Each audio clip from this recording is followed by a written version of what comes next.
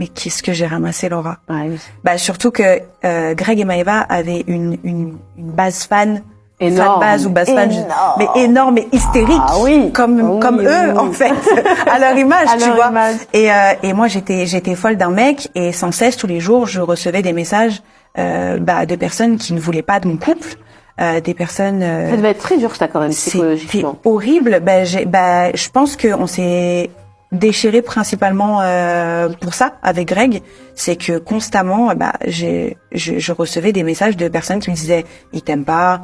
Il en aime une autre, mais vraiment, les gens me voyaient comme une sous-merde qui était aveugle et qui ne voyait pas ce qui se passait devant elle, en fait. Enfin, pour toi, donc moi j'étais consciente, si tu veux, parce que Greg, il me le prouvait tous les jours qu'il m'aimait, tu vois. Mais c'est vrai que les réseaux, c'est très, très puissant. Et quand c'est quelque chose qui te tient à cœur, c'est encore plus puissant.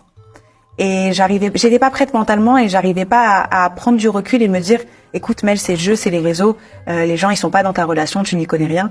Et pourtant Greg, il faisait son max vraiment pour me rassurer tous les jours, pour me dire, ouais vraiment il était ça là-dessus j'ai rien à redire. Après quand on était en tournage, j'ai été toujours hésitant parce que forcément il revoyait son ex qu'il avait aimé et puis même le contexte d'un tournage c'est différent que la vie de tous les jours, voilà.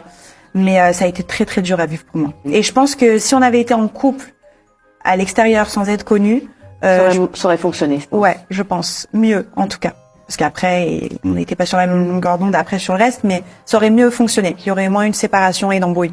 Comme quoi les réseaux font beaucoup de dégâts. Franchement, ouais, pour un couple, c'est pour ça dur. Que maintenant je un sais. Couple médiatisé, c'est très dur. Je préfère souvent les gens ils me disent ouais, mais toi c'est pas un mec connu, t'en veux pas. Mais non. C'est faux et archi faux. Ah ouais, c'est archi faux. Surtout après mon expérience, vraiment, je préfère quelqu'un de discret, qui a rien à voir avec les réseaux, moi, qui n'est pas connu. Ouais, voilà.